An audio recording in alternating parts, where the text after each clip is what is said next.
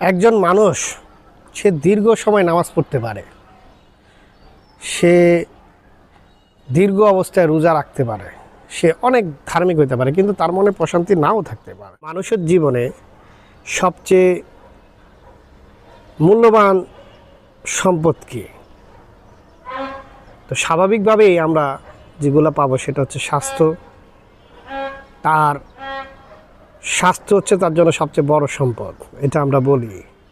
এবং তারপরে হচ্ছে তার সন্তান, তার সম্পদ, ঠিক আছে? এগুলো তার মূল্যবান সম্পদের মধ্যেই পড়ে একটা মানুষের। কিন্তু আল্লাহর তরফ থেকে সবচেয়ে বড় যে গিফট সেটা হচ্ছে প্রশান্তি। একজন মানুষ সে দীর্ঘ সময় নামাজ পড়তে পারে, সে দীর্ঘ অবস্থায় রোজা রাখতে পারে, সে অনেক ধার্মিক হতে পারে, কিন্তু তার মনে প্রশান্তি নাও থাকতে পারে। আবার একজন খারাপ মানুষ, তার অনেক টাকা, সে টাকার পিছনে ছুটে ছুটতে ক্লান্ত, তার ভিতরেও প্রশান্তি নাও থাকতে পারে। প্রশান্তি আর শান্তির মধ্যে কিন্তু পার্থক্য আছে।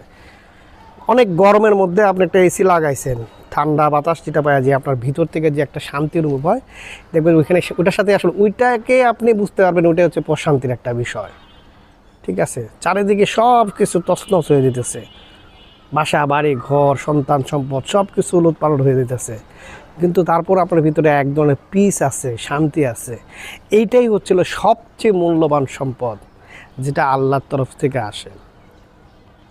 এটাই হচ্ছে মূল একটা মানুষকে, যত সে পৃথিবীর যে প্রান্তেই যাক না কেন, পৃথিবীর যে প্রান্তেই থাকুক না কেন, তার মনে শান্তি থাকতে পারে। সে অনেক গরিব, তারপরেও তার ভিতরে প্রশান্তি থাকতে পারে যদি সেইটা পায় আল্লাহর তরফ থেকে। আবার অনেক ধনী, তার ভিতরে এই প্রশান্তি থাকতে পারে।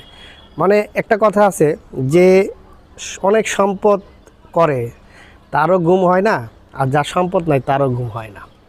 ঘুম এটা হচ্ছে অন্য একটা বিষয়। ঘুম হচ্ছে সবাই ঘুমায়, এটা আমাদের সায়েন্সের ভাষায় ঘুমাবেই। সে গরিব হোক দুর্বল হোক, তার কিন্তু ঘুম আসবেই, না ঘুমাইলে বডি কাজ করবে না। কিন্তু এই সব কিছুর মূলে ঊর্ধ্বে একটা বড় বিষয় হচ্ছে প্রশান্তি থাকতে হবে, আপনার ভিতরে একটা পিস থাকতে হবে।